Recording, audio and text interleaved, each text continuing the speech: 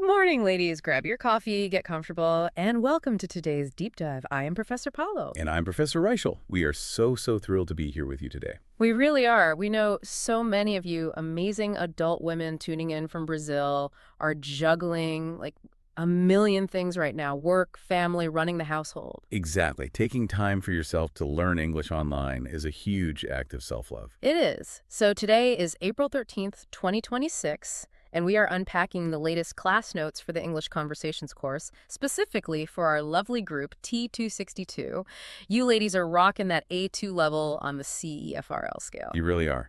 And just a quick reminder for anyone new, we are coming to you from Academia BSB, our online school, where we use our own original methodology to help you master English from anywhere. Right. And speaking of our methodology, our mission today is to, well, help you squeeze every drop of knowledge out of these class notes so we can keep you on that fast track to the B1 level. Oh, absolutely. B1 is right around the corner. Today, we're going to dive into some juicy new vocabulary, tackle a major leap in pronunciation, look at a really emotional reading about our deepest phobias, and review some of your inspiring essay writing. Plus, we have our gamification stars at the end, so stick around for that. But first, let's jump right into the vocabulary from the current class. Yes, the vocabulary section.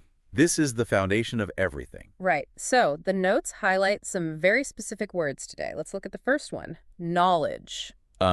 Knowledge, which simply means the facts, information, and skills you acquire through experience or education, like the wisdom you ladies bring to class every day. Spot on. So in a sentence, you could say, her knowledge of art is impressive. And then you say the word one more time to lock it in, knowledge.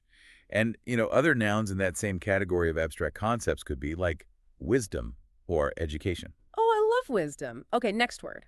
Unified. Unified, meaning brought together as a whole, connected. Exactly. Like the team presented a unified strategy.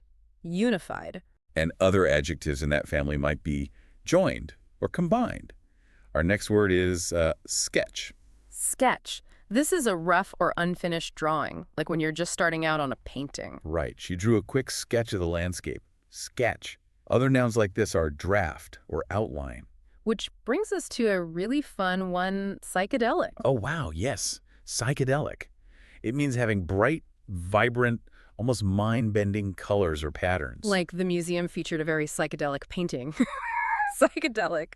And similar adjectives would be vibrant or trippy. Which perfectly leads to our last vocabulary word, artwork.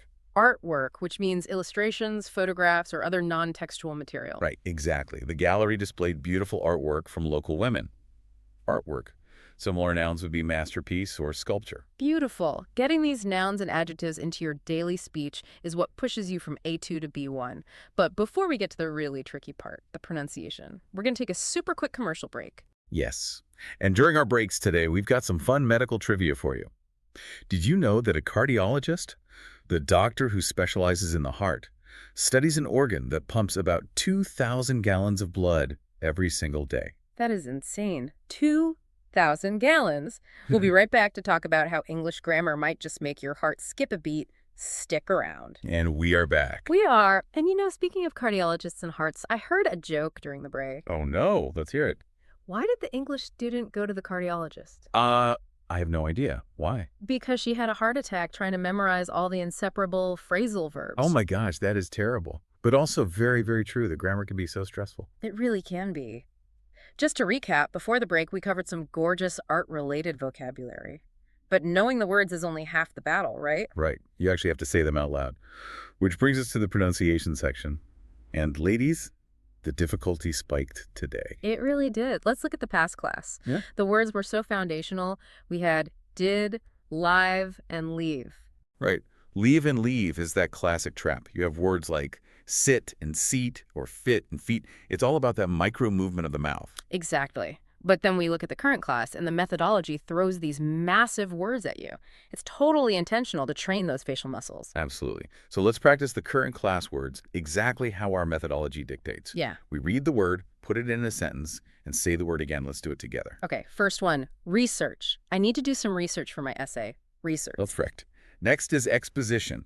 The art exposition was breathtaking. Exposition. Vintage. She wore a beautiful vintage dress. Vintage. They explored the ancient ruins. Ancient. Century. We live in the 21st century. Cute. Century. Acclaim. She is a highly acclaimed author. Acclaimed. Sketches. He drew 3 different sketches.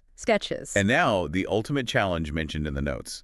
The difference between world and word. Oh, the tongue twister. It really is an athletic event for your mouth. Oh. World. She wants to travel the world. World. Word. I didn't understand a single word.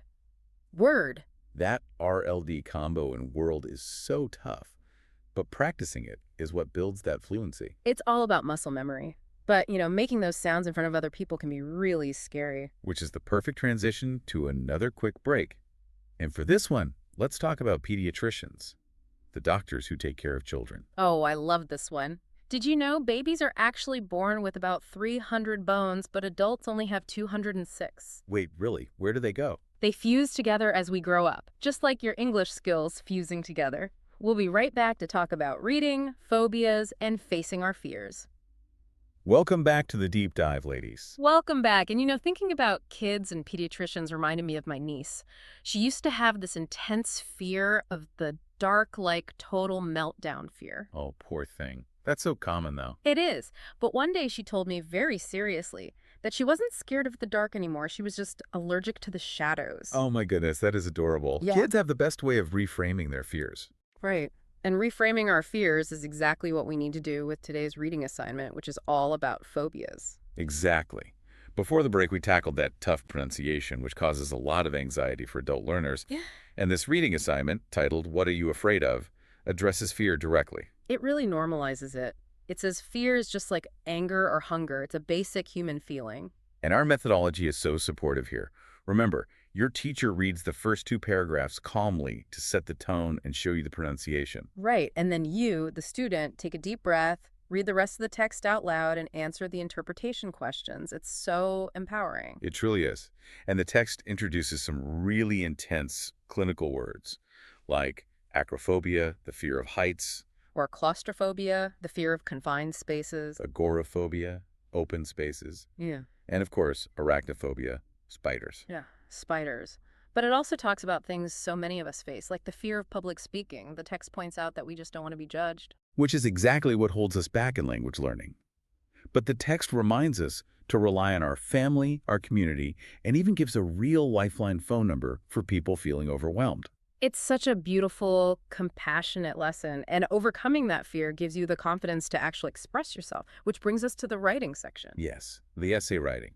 We have to shout out student B, Sandra Tykera. Yes, Sandra. She had 2 activities. One was to write 150 words about her life journey, and the second was about her favorite artists. And this is where it gets interesting. Sandra's first draft for the art essay was basically just a list. She wrote, "My favorite artists are Sebastian, Monet, Van Gogh." Literally just a sentence. So how does a teacher help without just writing the essay for her? Well, the notes highlight the teacher's enhancement insights. The teacher uses our methodology to ask questions. Instead of just fixing grammar, the teacher prompts her. Like, Sandra, why do you like Monet? Exactly. We can propose a completely different, expanded answer using today's vocabulary. Imagine Sandra writing, "Looking at the unified, psychedelic colors in Van Gogh's artwork fills me with a sense of calm knowledge." Oh, wow. That is a B1 level sentence right there. Exactly. It expands the thought and uses the new tools. That is the magic of the enhancement insights. But all this brain power is making me tired, so it's time for our final commercial break. Let's do it. And this time, let's look at neurologists, the doctors who study the brain. Did you know that wide awake, the human brain produces enough electricity to power a small light bulb? Wow, I feel like my light bulb is flashing right now with all these phrasal verbs. We'll be right back with your gamification stars and a look at what's coming next. And we are back for the final stretch. Yes, we are. And speaking of brains and light bulbs, I have to share a quick joke. Why did the brain refuse to take a bath? I don't know why. Because it didn't want to be brainwashed. Oh, wow. That's a true dad joke right there. Yeah. I try. But seriously, wrapping up our notes today, we have to look at how incredible Group T262 is doing. You ladies are on the right track to hit that CEFRL B1 level. The stats are amazing. A vocabulary growth of 20 new words today. Bringing the comprehensive lexicon to over 400 words. And the best part, a 0% phonetic deviation ratio. Which means when the teacher corrected your pronunciation, comparing Those past class mistakes to the current ones, you absorbed it immediately. Yes.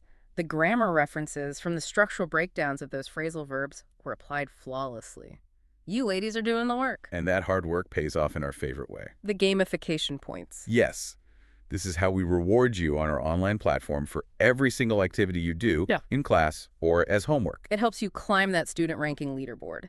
So let's announce it in true sporty fashion. The stars won today are 24 stars. 24 stars. Congratulations, ladies. That is a massive achievement. You should be so proud. Huge round of applause.